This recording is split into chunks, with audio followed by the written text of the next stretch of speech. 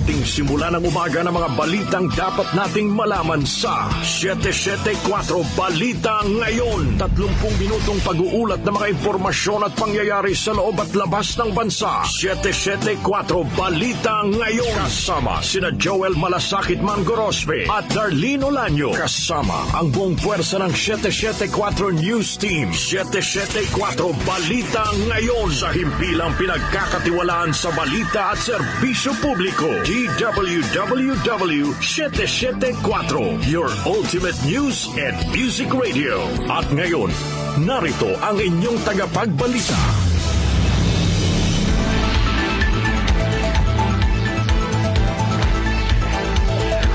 Araw po ngayon ng Biyernes, November 1, 2024. Magandang umaga Luzon, magandang umaga Visayas, at magandang umaga ho Mindanao. Good morning! Sa lahat po ng mga nakatutok sa DWWW 774 sa 107.9 DWHT-FM, Dagupan City, Pangasinan. Mga nakatutok po sa mobile app, ganoon din po sa Facebook Live at YouTube. Good morning! Kami po ang inyong mga tagapagbalita. Ako po si Joel Gorospe. At ako naman po si Darlene Olanyo. At narito na ang 774 Balita Ngayon. 774 Balita Ngayon. At sa ating headlines, listahan po ng mga holiday sa bansa sa 2025, inilabas na ng Malacanang. Nasa 700 dayuhan at Pilipinong manggagawa na iligtas ng mga otoridad sa sinanakay na Pogo Hub sa Bagak, Bataan. 3 buwang close fishing season para sa isdang galunggong sa Northern Palawan magsisimula na ho ngayong araw. PhilHealth inalis na ang Single Period Confinement Policy o SPC. Trust at performance ratings sina Pangulong Ferdinand Marcos Jr. at Vice President Sara Duterte bumaba sa ikatlong quarter ng taon. Produksyon ng nasa mahigit 110,000 automated counting machines na gagamitin sa 2025 elections na kumpleto na ng mirror system. Sa Metro News, Marikina City LGU magsasampa ng kaso laban po sa mga tauhan ng Barangka Public Cemetery dahil sa hindi otorisadong paghuhukay sa mga labi ng ilang nakalibing doon. Commercial News, alerto para sa undas at bagyong Leon, nakataas na sa La Union. Sa International News, H5N1 bird flu na-detect sa baboy sa unang pagkakataon sa Amerika. Sa ating sports alert, LA Dodgers itinanghal na kampiyon sa World Series 2024. At sa showbiz balita naman po tayo, Pinoy beauty queens Chelsea Manalo at Angelica Lopez nasa Mexico at Japan na para sa kanilang laban sa Miss Universe at Miss International 2024. Sa ating naman balitang kakaiba, mayorya ng mga homeowners sa Amerika naniniwalang nakatira sila sa isang haunted house. Oras alas 6:45 po ng umaga, kami yung mga tagapagbalita. Muli, Joel Malasakit, Ma'am Gorospe. At Darlene Olanyo. At sa detalye ng mga naglalagab live at totoong mga balita. 774 Balita Ngayon. Inilabas na ho ng Malacanang ang listahan ng mga regular at special non-working holiday sa bansa para sa taong 2025. Sa ilalim po ng Proclamation number 727, kabilang sa mga regular holidays ay ang January 1, New Year's Day, April 9, Araw ng Kagitingan, April 17, Monday, Thursday, April 18, Good Friday, May 1, Labor Day, June 12, Independence Day, August 25, National Heroes Day, November 30, Bonifacio Day, December 25, Christmas Day, at December 30, Rizal Day. Idineklara naman bilang special non-working days ang January 29, Chinese New Year, April 19, Black Saturday, August 21, Ninoy Aquino Day, October 31, Bisperas ng All Saints Day, November 1, All Saints Day, December 8, Feast of the Immaculate Conception of Mary, December 24, Christmas Eve, December 31, Bisperas ng Bagong Taon. Ang February 25 EDSA People Power Revolution Anniversary na pumatak sa araw ng Martes ay idineklara bilang Special Working Day. Samantala, maglalabas naman ng bukod na proklamasyon ang Malacanang para sa pag-obserba sa Idil Fitir at Idil Adha at na nakabatay sa rekomendasyon ng National Commission on Muslim Filipinos. 774 Balita Ngayon. Nasa 700 dayuhan at mga Pilipinong manggagawa ang nailigtas ng Presidential Anti-Organized Crime Commission o PAOK sa sinalakay na umano'y illegal na pogo hub sa Bataan. Sa naturang bilang 300 ang mga dayuhang manggagawa na kinabibilangan ng mga Malaysian, Thai, Indonesian at Chinese, habang mahigit 600 naman ang mga Pinoy. Ikinasang operasyon sa bisa ng search warrant na inisyu ng Malolos Court laban sa Central 1 na pinaniniwalaang ang mga dayuhang manggagawa doon ay biktima ng human trafficking. Pinahihintulutan din sa ilalim ng search warrant ang pagkumpiska sa mga computer, laptop, cellphone, servers at CCTV na posibleng magamit bilang ebidensya sa scamming activities at online recruitment. Ipinalalabas umano na BPO ang serbisyo ng Pogo, ngunit batay sa impormasyon, karamihan sa operasyon nito ay scamming, sports betting, love scam, cryptocurrency at investment scam. 774 Balita Ngayon. Samantala po naman, magsisimula na ngayong araw ang 3 buwang close fishing season para sa Round Scad o Galunggong sa Northeastern Palawan. Sa pahayag po na nilabas ang Bureau of Fisheries and Aquatic Resources o BFAR, nakasaad na tatagal ang closed fishing season hanggang January 31, 2025. Kasunod nito, mahigpit na ipinagbabawal ang paggamit ng purse, seine, ring net at bag net sa panguhuli ng galunggong sa conservation area ng Northeastern Palawan. Sino mang lalabag ay pagbumultahin ng hanggang 200,000 pesos sa pagkakakulong ng hindi tatagal ng 6 na buwan batay sa tinagdaan ng Section 823 ng Fisheries Acts. Tiniyak naman ng Department of Agriculture na sapat ang supply ng isda sa kasagsagan ng 3 buwang closed fishing season dahil ilang metriko toneladang galunggong ay ang inangkat bilang karagdagang supply sa mga pamilihan. 774 Balita Ngayon. Inalista ng PhilHealth ang kanilang Single Period of Confinement o SPC policy. Sa abiso ay nilabas ng PhilHealth, nakasaad na matapos ang kanilang masusing evaluation ay napagdesisyonan nilang alisin na ang Single Period of Confinement upang matiyak ang patuloy na coverage sa mga pasyenteng makararanas ng kaparehong karamdaman sa loob ng 70 araw. Noong 2023, ang naturang pulisiya ay nagresulta sa denial ng mahigit 26,000 claims kabilang na ang community-acquired pneumonia, acute gastroenteritis, urinary tract infection at chronic kidney disease. Inihayag ng PhilHealth na sakop ng pagbabago sa pulisiya ang medical conditions at surgical procedures sa ilalim ng all-case rate payment scheme. 774 Balita Ngayon. Ang oras natin, 11 minuto bago mag alas 7 ng umaga. Sa iba pang balita, bumabaho ang Trust at Performance Rating sina Pangulong Ferdinand Marcos Jr. at Vice President Sara Duterte. Sa resulta ng survey ng Okta, lumabas ang bahagyang pagbaba sa ratings ng Pangulo habang significant drop naman ang naitala sa ratings ni VP Sara sa ikatlong quarter ng taon. Sa naturang survey, 69% ng mga Pilipino ang nagtitiwala kay Pangulong Marcos na mas mababa kumpara sa 71% na naitala sa ikalawang quarter ng taon. Samantala, 6% naman ang ibinaba ng trust ratings ni VP Sara na mula sa 65% noong second quarter ng taon ay nasa 59% na lamang ito ngayong third quarter. Sa kaparehong survey, lumabas din na 66% ng mga Pilipino ang kontento sa performance ni Pangulong Marcos na mas mababa sa naitalang 68% noong nakaraang quarter. Ang performance rating naman ni VP Sara Duterte ay bumaba rin sa 52% mula sa 60% na naitala sa ikalawang quarter ng taon. 774 Balita Ngayon. Iniulat ng COMELEC na nakumpleto na ng joint venture na pinangungunahan ng Miro Systems ang manufacture at produksyon ng mahigit 110,000 na automated counting machines na gagamitin sa 2025 elections. Batay sa datos ng COMELEC, nasa mahigit 78,000 na ACM ang kasalukuyan ang nakaimbak sa bodega sa Biñan, Laguna. Ang natitirang mahigit 32,000 na ACM units ay posibleng nasa Bureau of Customs na at subasa ilalim sa clearing o binabiyahe na mula sa South Korea Port. Bukod sa mga ACM, sinabi rin ng COMELEC na na-deliver na ng Miro ang external batteries, power cords, SD cards, thermal paper, smart cards para sa electoral board at iba pang election paraphernalia. 774 Balita Ngayon. Tiniyak po ng Bureau of Treasury o BTR na walang dapat ikabahala ang publiko sa pagtaas ng utang ng bansa dahil nananatili itong manageable. Ginawa po ng Bureau of Treasury ang pahayag kasunod ng pagpalo ng outstanding debt ng Pilipinas sa 15.8 trillion pesos nitong Setyembre. Mas mataas ito ng 11.4% kumpara sa 14.27 trillion pesos na utang ng bansa sa kaparehong panahon ng 2023. Ayon sa BTR, karamihan sa utang ng gobyerno ay ginawa sa loob ng bansa gaya ng local fundraising na nagbibigay daan sa local bond market na bigyang pagkakataon ng mga Pilipino na makapag-invest para tumaas ang kanilang ipon.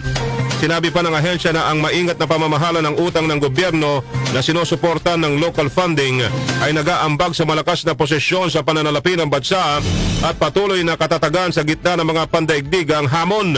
Sa datos po ng BTR, ang total domestic debt ng bansa ay nasa 10.94 trillion pesos, habang ang external obligations naman ay nasa 4.96 trillion pesos.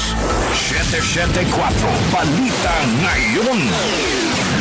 Bumalik na sa kanyang pamumuno bilang chairperson ng Energy Regulatory Commission o ERC si Mona Lisa de Malanda. Ayon kay Presidential Communications Office o PCO Secretary Cesar Chavez, ibinalik si de Malanda sa kanyang posisyon dahil binawi na ng Office of the Ombudsman ang preventive suspension na ipinataw laban dito. Sa utos na nilabas ng Ombudsman, nakasaad na matapos ang pagbusisi sa mga records ng kaso ay nakitang wala ng sapat na dahilan para patuloy na ipatupad ang preventive suspension kay de Malanda. Mabatid na noong Agosto ay pinatawa ng preventive suspension ng Ombudsman de Malanta dahil sa mga reklamo sa kanya na grave misconduct, grave abuse of authority, gross neglect of duty at conduct prejudicial to the best interest of the service. Inihayag naman ng ERC na ang pagbabalik ni de Malanta sa komisyon ay makapagpapatatag na sa regulatory agency. 774 Balita Ngayon. Iba pang balita, tiniyak po ng pamahalaan na matatag pa rin ang supply ng bigas sa mga lugar na sinalanta ng Bagyong Christine at ng Bagyong Leon. Ayon kay Agriculture Director Lorna Calda na nasa mahigit 1,000 sako ng bigas mula sa National Food Authority o NFA ang naipamahagi na sa mga lokal na pamahalaan ng Ilocos at Cagayan Region.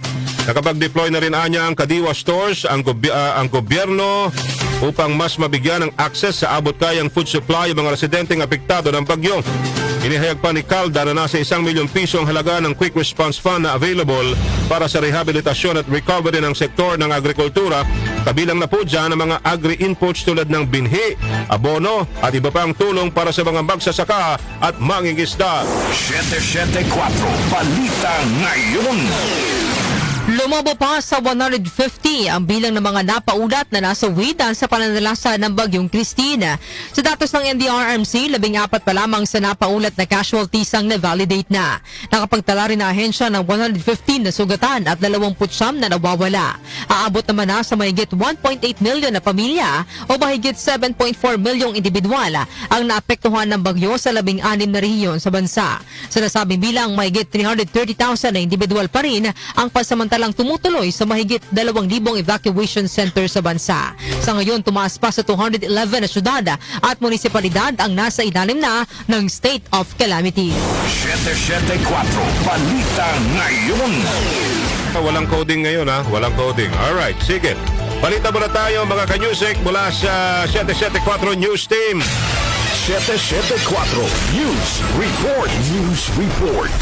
July 27, 2025, ipinroklamang special non-working holiday sa buong bansa para sa anibersaryo ng Iglesia ni Cristo. Detalye po ihatid ni Chanel Salazar.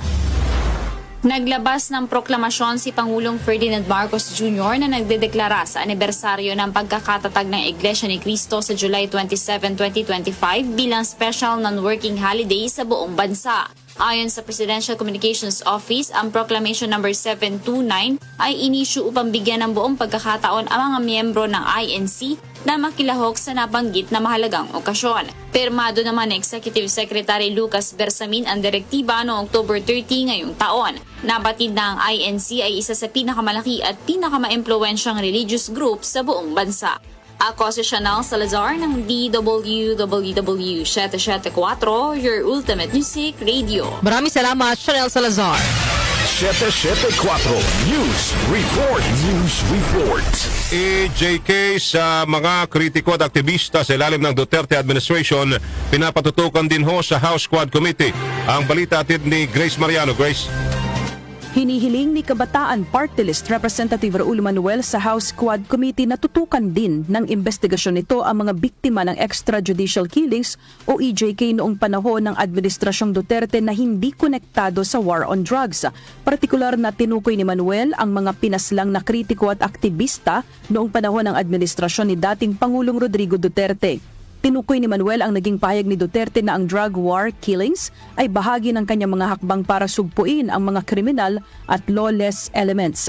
Sabi ni Manuel, kabilang sa mga itinuturing ng dating Pangulo na lawless elements ang mga aktivista at kritiko ng kanyang administrasyon. Ito si Grace Mariano para sa DWWW 774, your ultimate music radio. Maraming salamat sa iyo, Grace Mariano. 774 News Report. News Report. OCD nangakong patuloy na bibigyang ayuda ang mga naging biktima ng bagyong Christine at Leon. Narito naman na report ni Angel Garcia. Nangako ang Office of Civil Defense sa patuloy na bibigyan ng tulong ang mga kababayan nating biktima ng pananalasa ng bagyong Christine at Leon.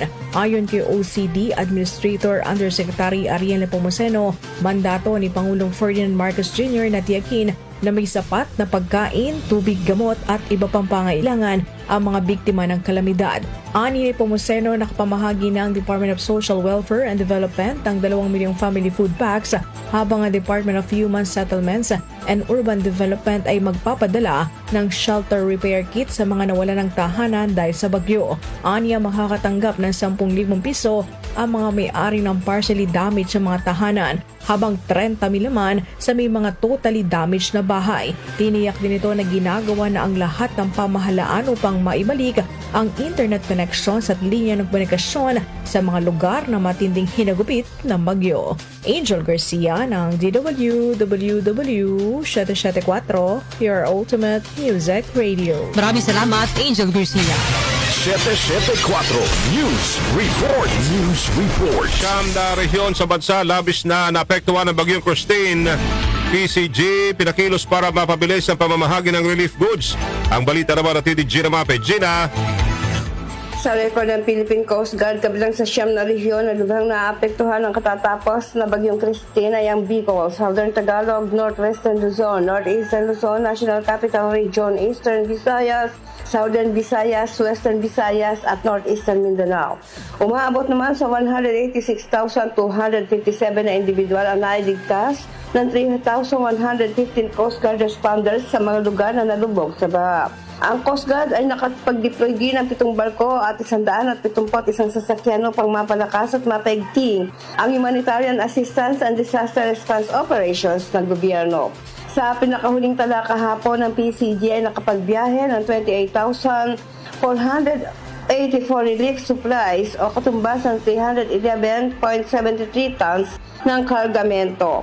Sa report ng mga apektadong local government unit, kailangan ng mga pamilya ang portable generators, construction materials, pagkain at hygiene kits. Kaugnay nito, inatasan ni Coast Guard Commandant Admiral Ronnie Hilgaban ang kanyang mga tauhan na madaliin ang pagdadala ng relief goods sa mga komunidad na labis na apektado ng bagyong Christine. Pinaalalahanan ni Gaban ang lahat ng PCG personnel na tiyaking nasusunod at natatapos ang kanilang mga trabaho ng maayos at efisyente.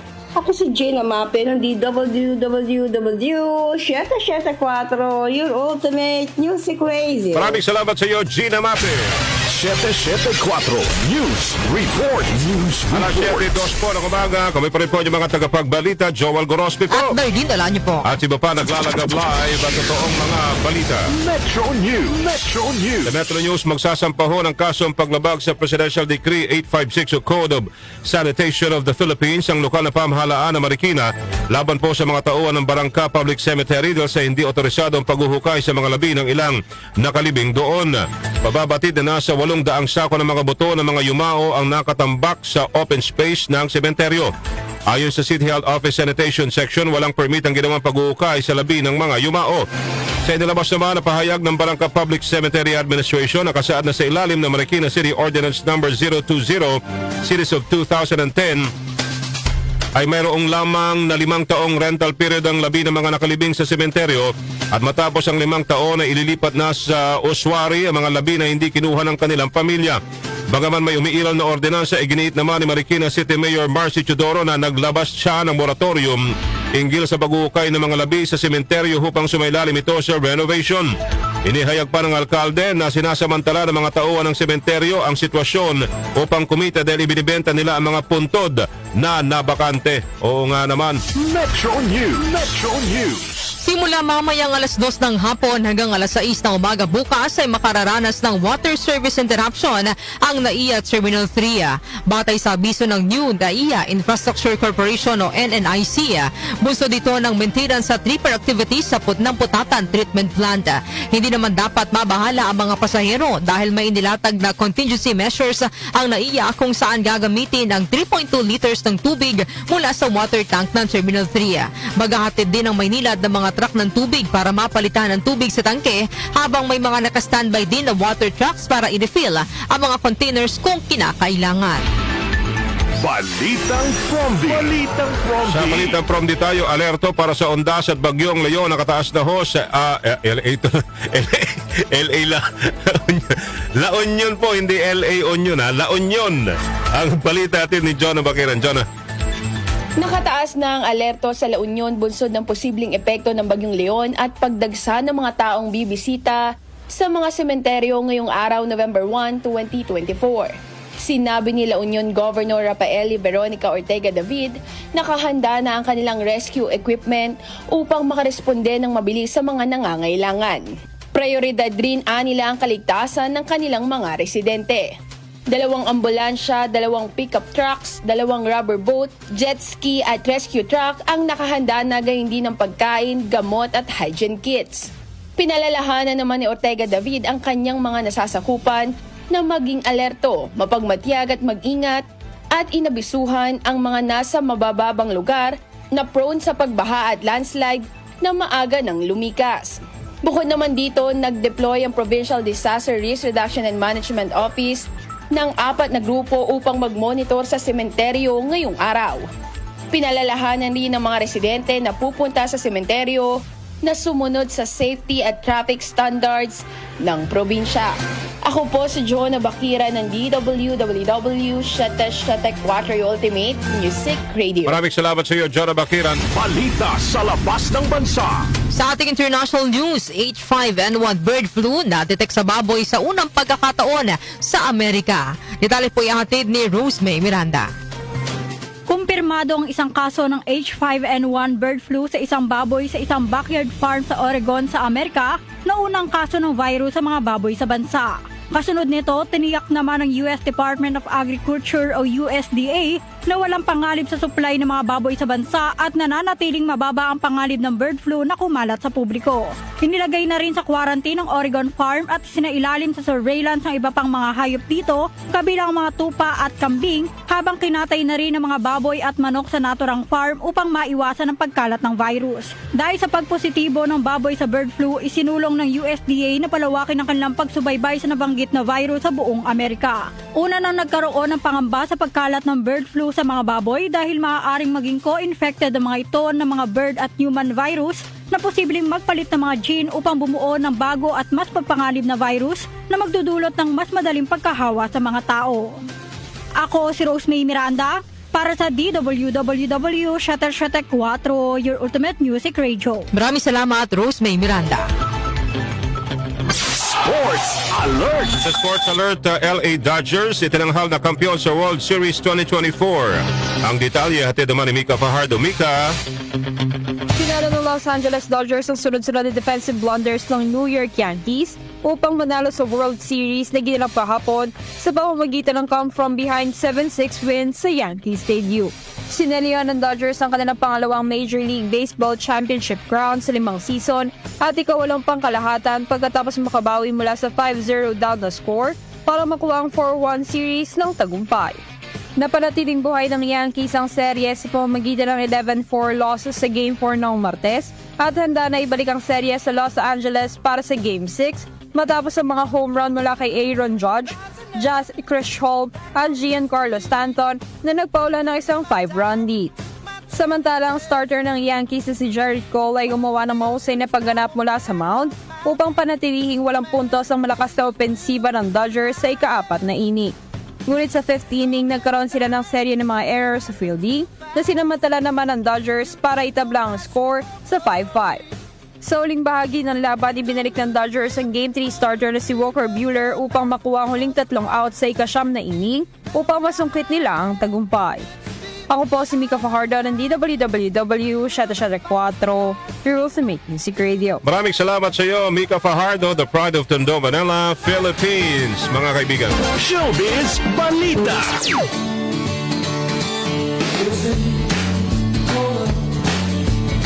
Sa atin namang showbiz balita, Pinay beauty queens Chelsea Manalo at Angelica Lopez nasa Mexico at Japan na para sa kanilang laban sa Miss Universe at Miss International 2024. Showbiz Chika ay hatid po sa atin ng Beshi ng Bayan, Kenny Acosta. It's a blessed All Saints Day mga beshi. Narito na mga latest chika sa mundo ng mga marites. Mga beshi, nasa Mexico at Japan na ang mga Pinay beauty queens na sina Chelsea Manalo at Angelica Lopez para sa kanilang mga international beauty pageant na lalahukan. Si Chelsea ay nasa Mexico na upang irepresenta ang Pilipinas sa Miss Universe 2024 competition. Target ng 25-year-old Bulaqueña beauty na makuha ang ika-5 korona ng bansa sa Miss U laban sa higit 125 kandidata mula sa iba't ibang panig ng mundo. Gaganapin ang Coronation Night ng Miss Universe 2024 sa November 17 oras dito sa Pilipinas. Si Angelica Lopez naman ay kasalukuyan na ring nasa Japan upang tangkain namang masungkit ang ika-7 korona ng bansa sa Miss International na ngayong taon ay isasagawa ang Coronation Night sa Tokyo Dome City Hall sa November 12. Samantala, napili naman ang Dubai-based Filipino fashion designer na si Michael Cinco upang maging bahagi ng selection committee sa 73rd Miss Universe. Inanunsyo ng Miss Universe Organization ang pagkakapili kay Cinco sa iba't ibang social media pages nito kahapon. Bahagi ng caption sa naturang mga post ang pagkakalarawan sa Pinoy International Fashion Designer bilang isang acclaimed designer ng mga luxurious gowns para sa mga Hollywood A-lister na ngayong taon ay ibabahagi naman ni Cinco sa Miss Universe stage. Sa kanyang Instagram story naman kahapon, inihayag ni Cinco na isang karangalan para sa kanya ang mapili upang maging bahagi ng selection committee ng Miss Universe 2024. Si Michael Cinco ang ika-12 Pilipino na magiging parte ng selection committee ng Miss Universe kung saan ilan sa mga una nang naging bahagi nito sa mga nakaraang edisyon ay ang entrepreneur na si Olivia Quiroco, Miss Universe 2015 Pia Wurtzbach, boxing champ Manny Pacquiao, singer na si Cool Ledesma, kapuso aktresa si Marian Rivera at ang Broadway star na si Lea Salonga. At yan, hatid ko sa inyong mga showbiz chika. Ako po yung showbiz reporter, Kenny Acosta. Blessed and peaceful undas mga beshi. Maraming salamat, Beshi Kenny Acosta. Balitang kakaiba. Sa balitang kakaiba tayo, mayorya ho ng mga homeowners sa Amerika naniniwalang nakatira sila sa isang haunted house. Paano nangyari yun? Okay, sige. Balitang kakaiba po galing kay Doc Jasin. Doc Jasin, are you there? Are you in or out? Hello? Ay, merong aso. may humaal. Merong aso. Magandang umaga sa inyong lahat. Siyempre, undas espesyal ngayon eh. Oo. Narito na ang ating balitang kakaiba.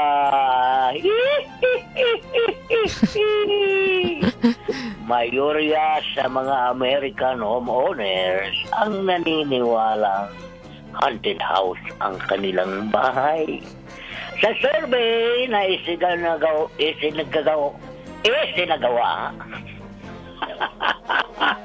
ng ANGI, isang homeowner service provider, lumabas, Darlene at Joel, na 60% ng mga homeowners ang naniniwalang may kasama silang multo sa kanilang bahay.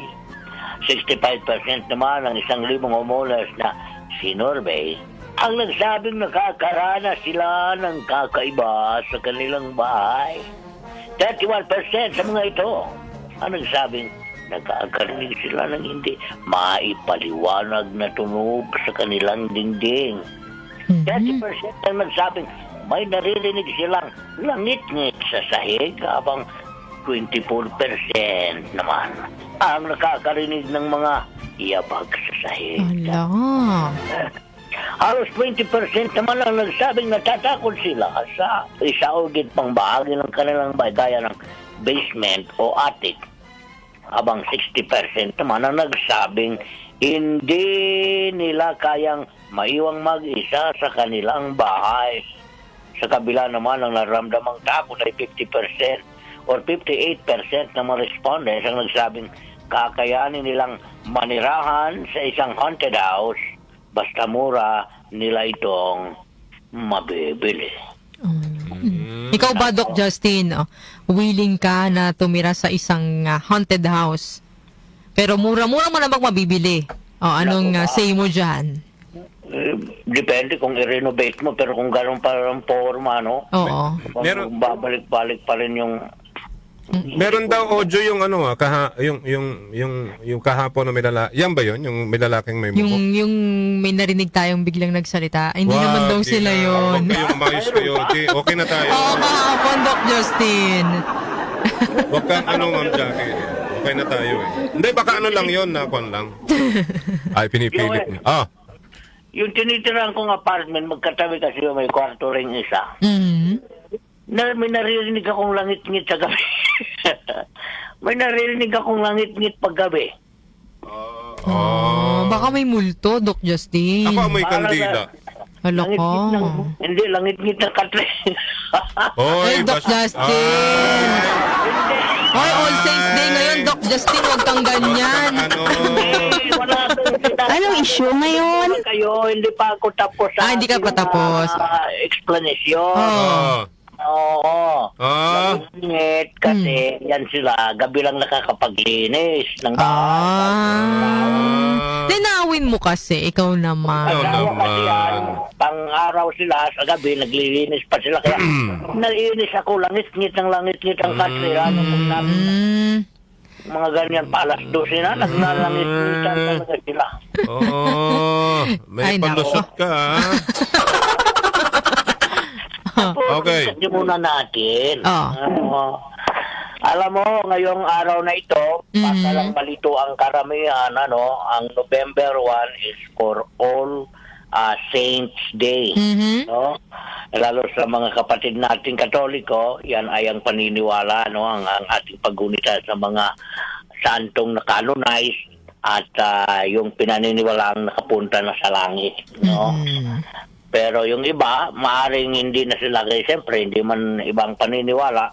Yung ginagawa na nila ay All Souls Day na ang 1. Tapos, All Souls Day rin ang 2. Ang November 2 ba holiday? Bakit hindi naka-declare doon sa balita natin kanina? It's only November 1. Sa 2025. Ha? Special holiday siya. Alright, sige. Dineklara. Special non-working holiday ang tomorrow. Ayun. Okay. So ito lang ang aking pakiusap, Kasi itong panahon na ito, malaking bagay ito sa aming mahilig mag-food trip, no? Ang pakiusap ko lang, kung mag-iwan kayo ng biko doon sa Pontrod, sarap-sarapan nyo naman. Kasi yung nakaraang taon, yung nakain ng tropa, medyo maalat-alat. Akala ko medyo maasim na. Akala ko medyo maasim na, Doc Justin. Sabaw lang na rin, siguro na ulanan na yung bacon. Ang naalala ko dyan, nung bata kami, yung nag-iipon ka ng yung kandila. Bibilugin mo. Bibilugin mo, di ba? Ginagawa namin floor wax sa bahay. Tapos bibilugin mo doon, then iuwi mo. And what will happen, iluluto mo, gagawin mong floor wax ngayon. Ganun. Pang floor wax sa bahay. Kikintab yung, yung datar. Alam mo yung datar? Sahig. Mo yan. Kasi marami rin ngayong mga tirador ng kandila, kaya bago ninyo iwanan yung inyong mga puntod ng yumao, wag muna kayong aalis kung hindi pa nangangalahati kasi yung iba kahit unang sindi pa lang kinukuha na. Lalo pag maganda yung kandila, no, Doc Justin, na nilagay doon sa puntod. Lalo na. Tapos ito pa, Mayroon pang ng tirador din ng bulaklak. Tapos binibenta yan sa labas. Nilalatag lang. Oo. Pero sa ano yun? Actually sa public yun. Pero sa private kasi medyo Mahigpit. Oo, mahigpit yan. Yung sa private ngayon, anong nangyayari? Parang may mga nag-overnight na. Parang kagabi, meron nang nandoon. Diretso na sila ngayon. May dala ng mga pagkain. Oo, Ganun. doon na sila Iba na ngayon dahil sa loob mismo ng sementeryo, meron na mga fast food, mga bilihan ng pagkain. talaga? Meron na. Totoo yun. Yung mga fast food chain, may mga truck yung mga yan Parang, May mobile, na naglalagay din store. sila kapag mga undas. ganon, talagang iba na ngayon. Iba na yung panahon. Doc Justin, hindi kagaya before ng mga panahon ng lolo at lola natin na napaka-solemn. Parang picnic, no? Parang magpipiknik Ngayon kayo picnic doon. na before it's solemn. You go there, wala dapat ingay. Yes. Pag uwi mo sa bahay, malungkot ka. Totoo yan. Malungkot ka. Tapos ang pinapanood mo puro yung kababalaghan, maligno, which is doon tayo natuto nung una, pero ngayon Wala di na ngayon Iba na ngayon di ba? Pero Joel, alam mo, isa rin naman, bagaman malungkot itong ginugunitang undas ng Yumao. Bakit malungkot? Hindi ba dapat maging masaya tayo dahil tayo nga dapat ang malungkot Sila hindi. Alam mo kung bakit? Ano na sila Di ba? Wala nang sakit na mararamdaman. Wala nang silang problema. Subok. Prayers na lang ang kailangan nila sa atin. Pero siyempre, di ba, minsan pag nandun sa punto, parang bumabalik yung alaala mo. Because of emotion. Yes, Emotion. The connection between you and the person na namatay. Namatay. Siyempre, kung mahal mo sa buhay yun. Of course naman. Tao tayo Ang kagandaan ngayon, kasi itong undas, nagiging reunion din ito ng magkakapamilya. Lalo na kung mga mahadira yung mga tito-tita, pasarapan din ng mga dala-dala. Correct. Pero ako ngayon hindi kami sasabay sa Kaya baka next week mga ganun siguro baka mag-leave ako. Okay lang. Pinapaunahan ko na si Madam Jackie Vista. The following week. The following week ka rin. Sige, sabay kaya tayo. Okay, Doc Justin. Ay, oo. Tsaka pala, Doc Justin, mabanggit ko lang dahil nga November 1 ngayon, yung mga hindi makakapunta sa sementeryo, minsan nagtitirik na lang ng kandila sa bahay, no? Ingat po ingat kayo sa yan, pagtitirik, Di ba pa yung mga dapagyo daw ngayon kahit may bahaba po. Lalo na kung ang bahay ay gawa ho sa mga light materials. Mga light materials sa kahoy. Wag ho kayo basta-basta nagtitirik. Oo, baka yan, maging cause pa ng sunog. At kung bantayan ho ninyo yung sinindihan po ninyo, halimbawa sa altar ninyo, baka humamaya biglang lumiyab po yan. Tama. Okay lang, yung lalagyan, pumutok. Diba? Okay, so, Doc, meron ka bang gustong sabihin sa mga... Ako, ang advice ganda ko lang, alam mo, itong sabi nga nila... Nagmamahal sa'yo, mga nagmamahal sa'yo. 1-2 araw lang itong yung selebrasyon ng undas. Pero maraming araw yung hindi natin silang mabisita, Parang minsan kahit kukurituhan din minsan yung ganyan na sasabay lang tayo dahil trending or dahil pista, Maraming araw na pwede silang bisitahin. Lalo na, ako, Joel, minsan dati, pag may mabigat akong nararamdaman, sa sementeryo ako pumupunta Talaga? Ako nagkukwento ako sa tatay ko doon. At last time, nagulat ako kasi mayroon yung pala, mayroon sa pulturirong nag-aayos doon sa gilid ng kabilang Alam ko ng kwento to. Tuloy mo. Hindi ko pa alam, kaya ikwento mo, Doc Justin. Oo. Tsaka isa pa, yung mga nag-iiwan ng mga inumin doon sa ang tawag nito.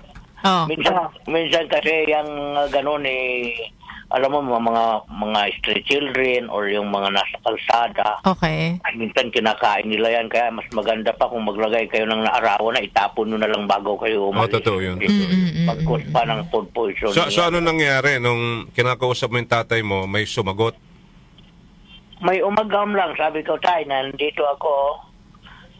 Mayroon akong ganyan problema. Sabi doon ng supervisor, Umagang lang, tapos bigla akong Akala mo sumagot yung tatay mo. tingnan ko, nandun pala, nag-ayos pala ng punto. Kuya! Dyan muna kayo. Sige, pagbigyan natin si Jackie. Okay. Kahapon ho kasi, habang nagsasalita kami ni Darlene dito, Oo. meron hong boses kaming narinig. Akala namin ho, may naka-open na mikropono. Sige nga, pakinggan na natin. Kahapon. Nasaan na? Ang sweldo ho ng mayor, 150K. Ayun pala yung Ulitin mo. boses. Ang sweldo ho ng mayor, 150K. Sino yung maingay? Ba't kayo maingay? Parang may naka-onak na mic. Hello. Pero hindi naman siya buong boses, di ba? Hindi siya buong Oo. boses. Anyway, baka dumaan lang. Kasi, Oo, meron yan. Napagkukwentuhan namin yan kahapon, partner. At coincidence naman na napagkwentuhan namin na nakanta mo kahapon yung Each Day With It's You. Day With You. At nabanggit ni Ma'am Jackie na dati daw, doon sa lumang stasyon ng W, may kanta din na piniplay sa ere. At may sumabay na bata na naghaham. Tapos naalala niya kahapon na yung kantang yon, yung Each Day With You din ni Martin Rivera. So parang coincidence na kinilabutan din kami kahapon na parang nagsabay, na baka inabangan niya yung kanta kaya siya nagparamdam Anyway. kahapon. Alright, Doc! Okay. Tatakot na ako. Bigyan nyo na yan. Salamat ako si Doc Justin. Nasasa ako. Maraming salamat, Doc Justin. At yan po ang kabuuan ng ating balitan ngayong araw na ito ng Biyernes, November 1 ho. All Saints Day today, 2024. Kami ho ang inyong mga naging tagapagbalita. Darlene Olanyo. Ako naman po, Joel Malasakit, Manguros. Ito po ang 774 Balita Ngayon. 774 Balita Ngayon.